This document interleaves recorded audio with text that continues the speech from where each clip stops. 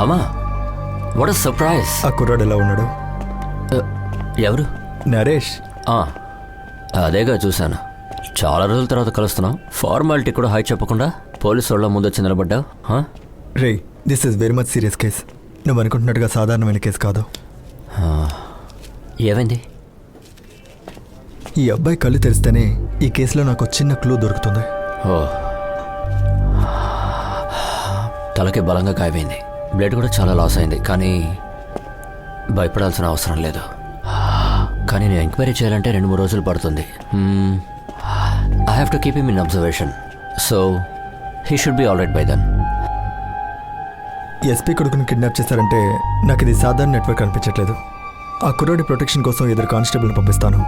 నీ పర్మిషన్ లేకుండా ఎవరు ఐసీయూలోకి రాకూడదు, పోకూడదు. ఓకే, నేను చూసుకుంటాను. నాకు అప్డేట్ చేస్తూ ఉండు. వెళ్తారా?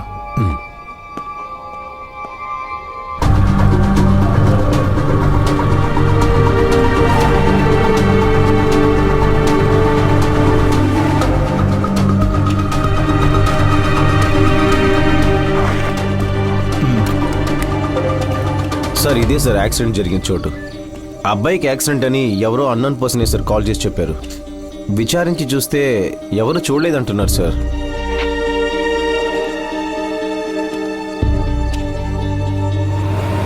లారీతో గుద్దినట్లుగానే కనపడుతుంది సార్. పక్కనున్న హోటల్లో సీసీటీవీ ఫుటేజ్ చెక్ చేస్తే పొద్దునుంచి ఒకే ఒక లారీ అసలు ఇటువైపు వెళ్ళింది. 10ంటికి లారీ హోటల్ని క్రాష్ చేసింది. కానీ మనకు కాల్ వచ్చిన టైం 9:50కి సార్.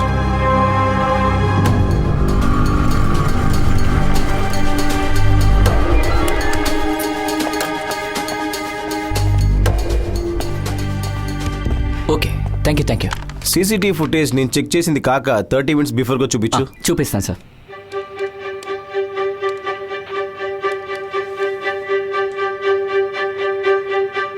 సార్, అదే సార్.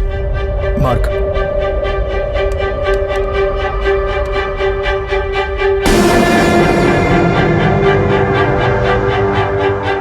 ఒకటి. అరుణ్, అది ఫోటో తీయండి. అలాగే sir. Thank you sir. Control room, నేను చెప్పేది ఒకసారి చెక్ చేయండి. AP 757105 ఒక బ్లూ కలర్ టిప్పర్ లారీ నిర్దోల్ జంక్షన్ దాటి విజయవాడ హైవే మీద వెళ్తుందని ఇన్ఫర్మేషన్. ఒకవేళ అలా క్రాస్ అయింటే ఎన్ని గంటలకు క్రాస్ అయిందో చూసి క్లియర్గా చెప్పండి. Got it? వాడి ఫొటోస్ని అన్ని స్టేషన్స్కి పంపండి. వాడి మీద కేసులు, FIRలు ఏమైనా ఫైల్ అయ్యాయని చెక్ చేయండి. నిర్దోల్ జంక్షన్ మీదుగా వెళ్ళే ఏ లారీ అయినా సరే పేపర్లు కరెక్ట్గా లేకపోతే అలో చేయకండి, హోల్డ్ చేయండి. Yes sir. ఇంకో 1 hourలో వాడు నాకు కావాలి. Got it?